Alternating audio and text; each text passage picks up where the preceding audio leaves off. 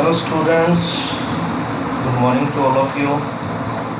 As you know that we have done our two lessons and their question answers.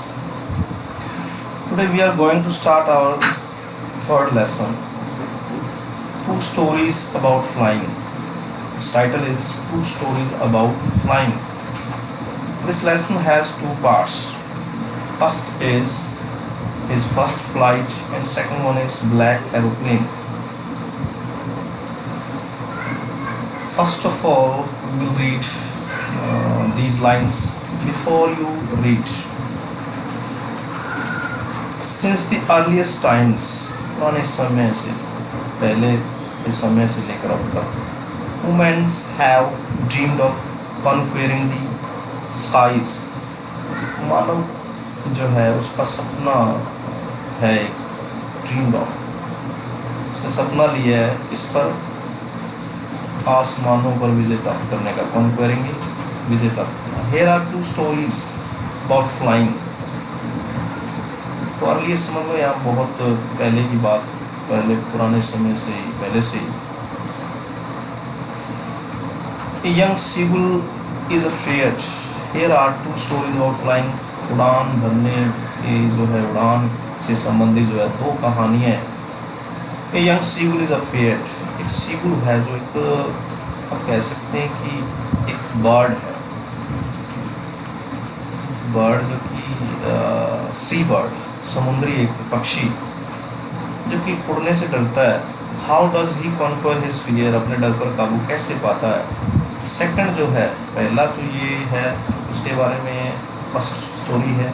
Second one is a pilot is lost in stone clouds. एक तूफान में बादलों के जो है एक पायलट जो है गुम हो जाता है, यानी कि फंस जाता है.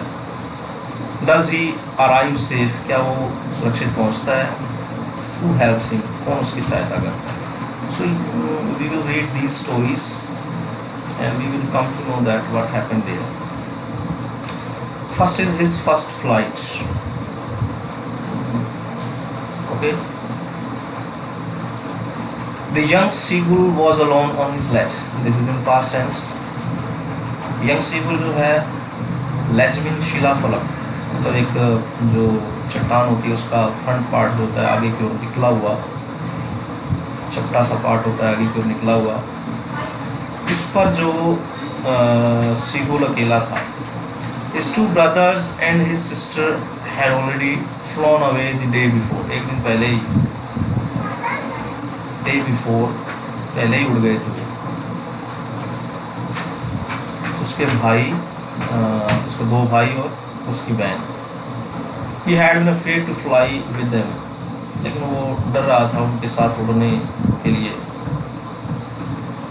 Somehow when he had taken a little run forward to the brink of the ledge and attempted to flap his wings, he became afraid.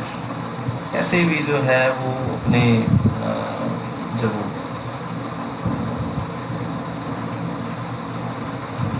थोड़ा सा भाग करके, had taken a little run, थोड़ा भाग करके आगे गया, जब वो किनारे पर, ब्रिंक के किनारे पर, उस चट्टान के बिल्कुल किनारे पर, लेंज मतलब आगे फ्रंट पार्ट जो है, and attempted to flap his wings, अपने पंखों को कोशिश की उसने फड़फड़ाने की.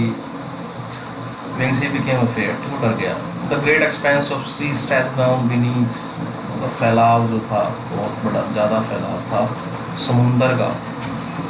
बीनीथ, नीचे जो तल था उसका काफ़ी लंबा, डाउन बीनीथ, नीचे तक काफ़ी फैला हुआ था वो समुंदर.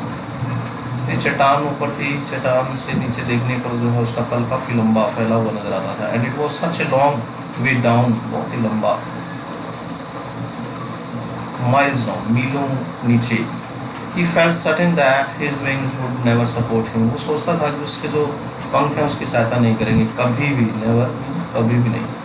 So he bent his head and ran away back to the little hole under the ledge. लेज के नीचे एक होल जो था, वो क्या करता है, अपने सिर को झुकाता है और भाग करके वापस वहाँ चला जाता है.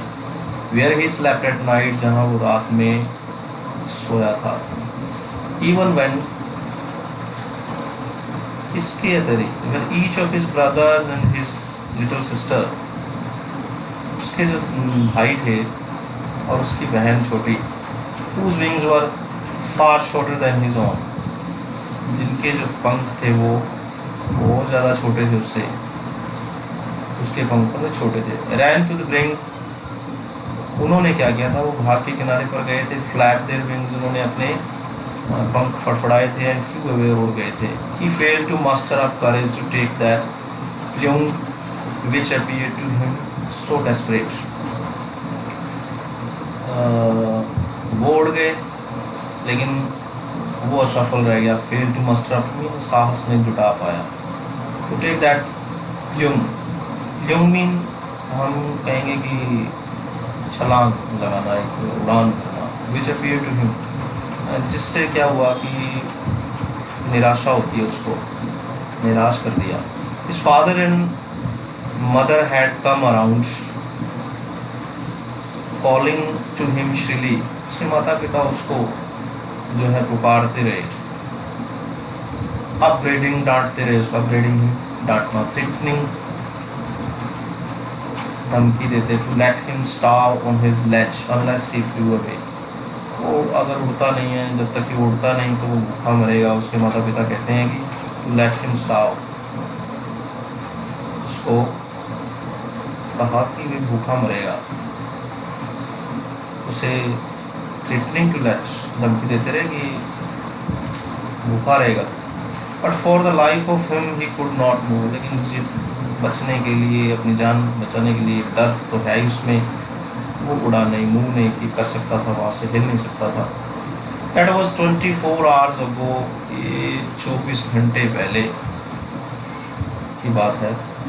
Since then nobody had come near him, कोई भी उसके पास नहीं आया। The day before, दिन से पहले, एक दिन पहले।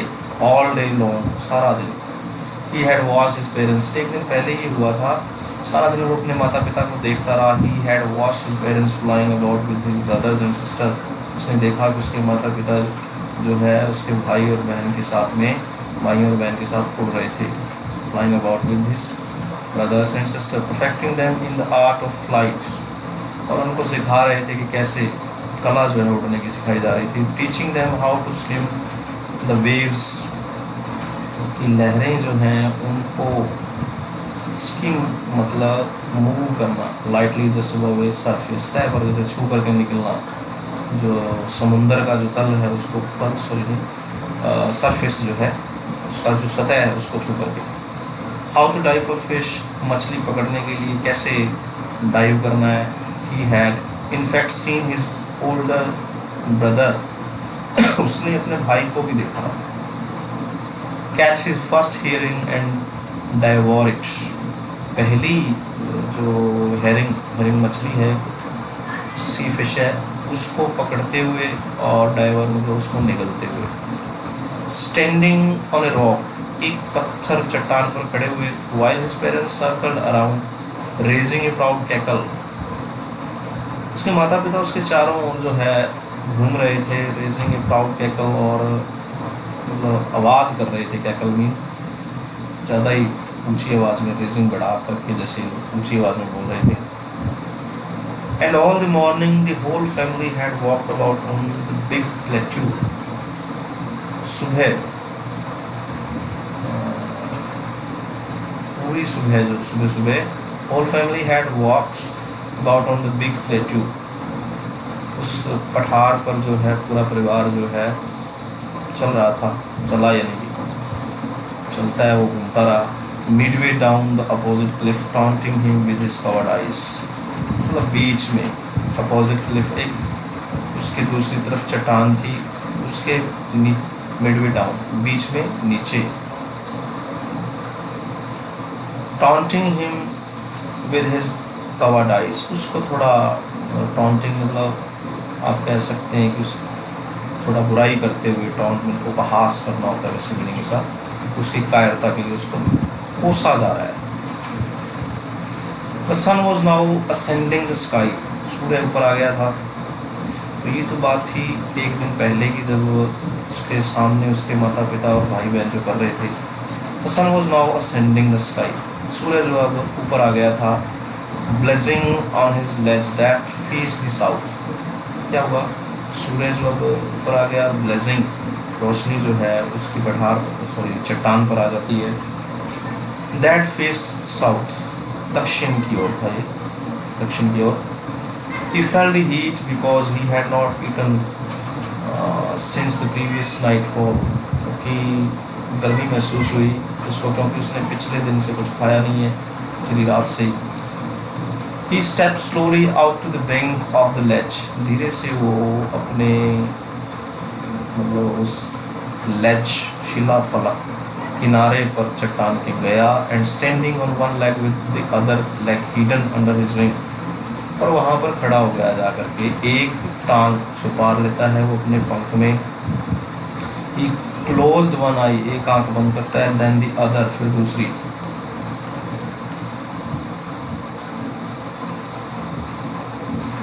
And pretended to be falling asleep, और सोने का नाटक करता है कि जैसे सो गया। Still they took no notice of him, अभी भी उन्होंने उसके ऊपर कोई ध्यान नहीं दिया। He saw his two brothers and his sister lying on the plateau, dozing with their heads. उसने अपने दोनों भाइयों को और उसकी बहन को देखा। उसने lying, लेटे हुए थे पठार पर, उस प्लेटू पर।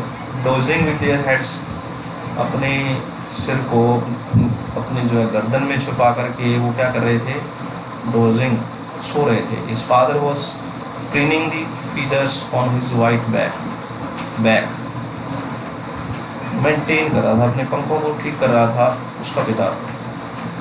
on his white back, सफ़ेद जो पीठ पर। only his mother was looking at him, उसकी केवल माँ ही उसको देख रही थी। she was standing on a little high hump on the plateau, वो एक ऊपर जो है ऊपर निकला हुआ पत्थर था उसके ऊपर खड़ी थी पठार के। और वाइट ब्रेस्ट थ्रस्ट फॉरवर्ड, आगे की ओर निकली हुई थी, उसकी जो सफ़ेद छाती थी। Now and again she tore at a piece of fish, बार बार क्या करती थी वो, क्या कर रही है, टुकड़ा है मछली का उसके हाथ में, सॉरी उस टुकड़े को नोच रही थी, काट रही थी। दैट ले एट हर फीट, जो कि उसके पैरों पर पड़ा था। And then scrape each side of और बीक ऑन द रोड, और अपनी जो चोंच है उसको ठीक कर रही थी, इधर उधर दोनों पत्थर पे मार रही थी, जैसे घिसती थी वो।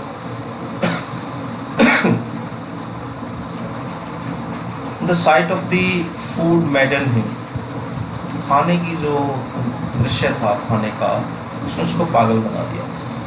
How he love to tear food that way, मतलब उसको कितना अच्छा था उस तरीके से नोचना, कितना अच्छा लगता था। स्क्रैपिंग हिज बीक, अपनी चोंच को तीखी करना या उसको घिसना। Now and again to whet it, तीखा करना। टू शार्पन, मतलब पत्थर पे स्क्रैप, पत्थर पे जैसे चोंच को मारते हैं पक्षी। Okay students, the rest we will read tomorrow. Thanks and have a nice day.